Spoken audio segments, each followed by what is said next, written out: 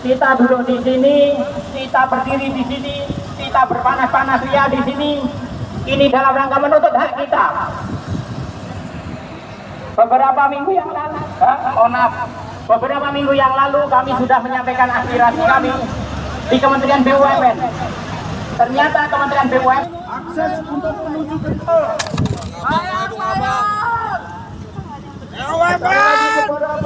Jokowi dan Pak Jokowi dibayar hak kita.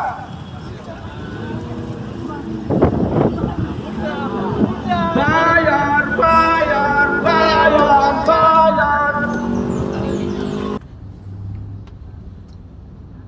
Kita baru meledak di media saja, itu pun belum maksimal. Terus saya amati ini enggak,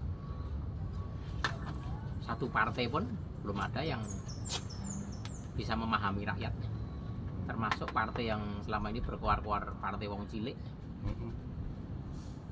sama sekali nggak ada. Jadi nggak muncul ya. semua partai itu, Semua partai nggak ada yang memikirkan rakyat kecil. Padahal kami disabilitas itu di belakang ada 20 juta. Jadi ironi ini bos, ada yang nggak beres nih di sistem ketatanegaraan kita. Ketatanegaraan kita itu. Jadi partai nggak jalankan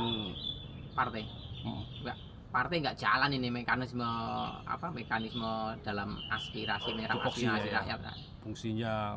Fungsinya nggak ada. Padahal ini loh, disabilitas itu kan angka yang besar nih, ada 20 juta seluruh Indonesia ini. Kita cuma diperlukan pada saat mau pemilu aja.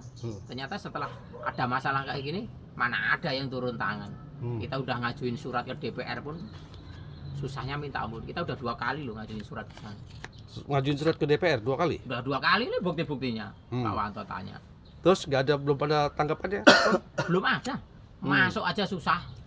Pengamanannya kayak mau masuk penjara. Padahal itu rumah rakyat. Apaan rumah rakyat? Udah kayak penjara ya? Kayak penjara, perhatian ke rakyat nggak ada. Tapi kan bukan sekarang mereka lagi kampanye gitu kan? Tapi kenyataannya juga belum ada kan? Cuma sibuk untuk kepentingan internal mereka saja. Tapi perhatian untuk ke rakyat pada umumnya yang seharusnya menjadi tugas para wakil rakyat yang di sana untuk memahami problem-problem yang ada di bawah belum bisa juga. Ternyata dengan kita keluar-keluar gitu, apakah gini ya? Aku pikir semua elemen anak bangsa ini aslinya pada disabilitas, weh. Nggak dengar gitu ya, nggak bisa melihat apa yang mereka lihat itu. Berarti asli kan mati nurani ini.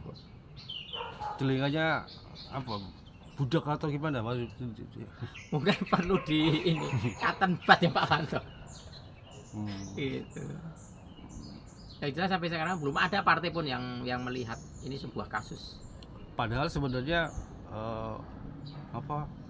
pedagang disabilitas di belakang sampean banyak ya? Ada 20 juta minimal. 20 juta? Yang sekarang kita coba gerakkan ke mindset ke ekonomi. Karena selama ini kan sosial, isu-isu sosial aja. Sosial untuk disabilitas itu juga nggak menyelesaikan masalah. Karena gini, sebentar. Iya. Monggo. Karena disabilitas kan cuma dijadikan objek, bos. Selama bertahun-tahun nih, sejak Indonesia katanya merdeka sampai sekarang cuma jadi objek. Lah sekarang kita ini akan mencoba bergeser agar menjadi subjek sebuah perjalanan pembangunan. Ternyata ini malah mendapat pil pahit. Usaha dimatikan secara sistemik. Gimana nggak sistemik? Kita modal dari bank pemerintah untuk ikut proyek pemerintah. Satu kementerian mendukung penuh, satu kementerian menghancur lumat. Kementerian mana yang dukung?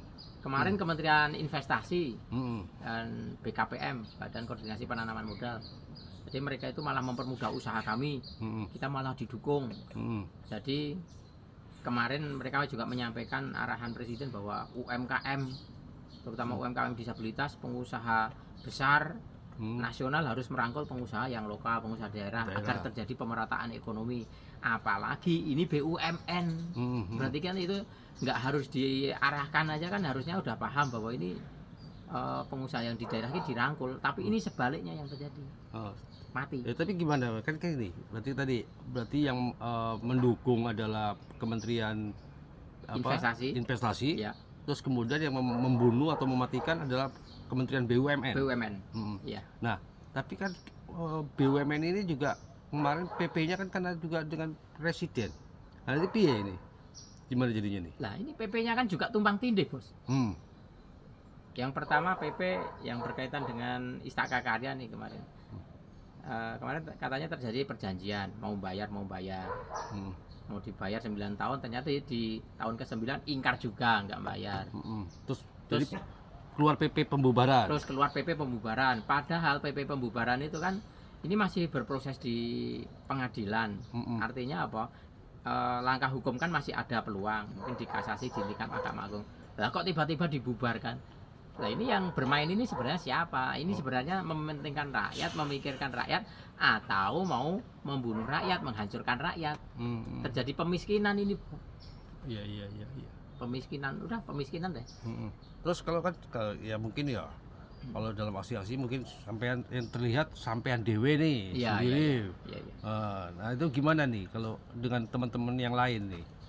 Ya sebenarnya kami juga merangkul teman-teman yang lain untuk berbicara tampil, tapi karena ini kita juga diperlukan keberanian juga untuk berbicara, apalagi di muka publik seperti itu. Tapi kemarin kita udah dapat inilah satu tambahan energi kemarin bergabungnya dari kawan-kawan korban BUMN Merpati. Mudah-mudahan ini akan menjadi kekuatan tambahan. Mungkin nanti ada korban kawan-kawan dari BUMN yang lain yang merasa dia dirugikan ataupun dizolimi atas usaha-usaha mereka terhadap BUMN, mari bergabung. Jadi tetap optimis gak kalau dia bawa perjuangan sebenarnya justru meluruskan perilaku yang tidak benar dalam praktek yang tidak benar dalam pengembangan ekonomi nasional sebenarnya ya. Siap. Artinya ini malah saya tambah semangat karena ini saya amatin dan saya baca ini ada gelagat yang nggak beres nih dalam negara ini, bahwa harusnya sebuah BUMN itu menjadi brain mover pergerakan semua perekonomian itu tersentral dari sana. Nah, ini kan artinya apa? Terjadi pembunuhan dari sana juga. Ekonomi mati. BUMN hanya berpikir berorientasi sebuah profit, bukan benefit. Jadi kalau bedanya apa? Profit sama benefit itu bedanya di mana? Kalau profit lebih orientasi yang penting untung. Kalau benefit kan dia lebih ada kemanfaatan untuk masyarakat banyak juga. Karena dia perusahaan plat merah, mereka juga harus memikirkan bahwa ini nggak semata-mata mencari untung dari rakyat, tapi manfaatnya untuk rakyat. Walaupun dia untungnya tipis, tapi kalau manfaatnya besar, ya nggak bisa diartikan bahwa mereka seperti kayak perusahaan swasta penuh, swasta murni gitu. Begitu juga dalam sebuah pemailitan, karena mereka dalam menjalankan operasional sudah mendapat berbagai kemudahan, mendapat privilege, mendapat ibaratnya ya orang lewat itu udah lewat jalan tol dia.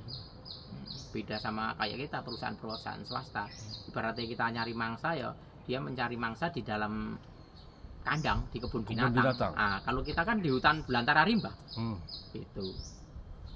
Kalau misal sampai ini terjadi sebuah kerugian pemailitan, aneh lah, isinya kan orang-orang pinter semua BUMN ini. Jadi, mana ada orang bodoh masuk BUMN? Jadi kalau yang masuk tadi kalau dibilang pinter, padahal udah dikasih modal, didukung kebijakan, kemudahan apapun dikasihkan semua. Bahkan binatangnya udah ditentukan, udah di depan mata di kebun binatang, udah di depan mata, udah ibaratnya daging tinggal ngiris. Masa iya masih rugi? Berarti kan ada sesuatu yang janggal. Makanya ketika tadi tanya ini gimana optimismenya, saya optimis ini harus dibongkar, ini ada yang nggak beres ini. Nah ini misalnya duit 1, sekian yang harusnya itu untuk para subkontraktor, kontraktor, siapapun penyelenggara pembangunan di Indonesia ini, duit harusnya untuk ke kita. Lah ini duit lari kemana? Nah, inilah peran dari Menko Polhukam untuk mohon untuk menyalurkan suara kami. Jadi kalau ngeliat kayak gitu bisa dibilang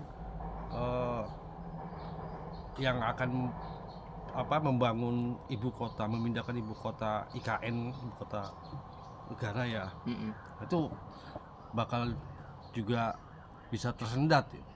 Atau bahkan sebenarnya seperti apa gitu? Nah, menurut pandanganku ini ujian nih. Jadi kasus Istaka ini ujian bagi pemerintah saat ini, khususnya Kementerian BUMN, untuk membuat yakin kepada masyarakat tadi. Jadi kementerian ini bisa nggak sih menyelesaikan masalah ini? Kalau masalah ini nggak selesai, artinya apa? Ini akan berkembang menjadi bola liar. Jadi para subkon, para kontraktor, para penyelenggara proyek yang ada di Indonesia ini akan berpikir ulang ketika berurusan dengan BUMN. Karena nanti image yang berkembang di masyarakat, bayarnya susah.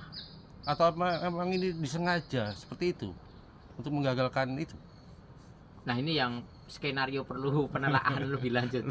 Saya nggak menuduh, tapi ada indikasi bisa juga. Tapi nggak menuduh loh bos.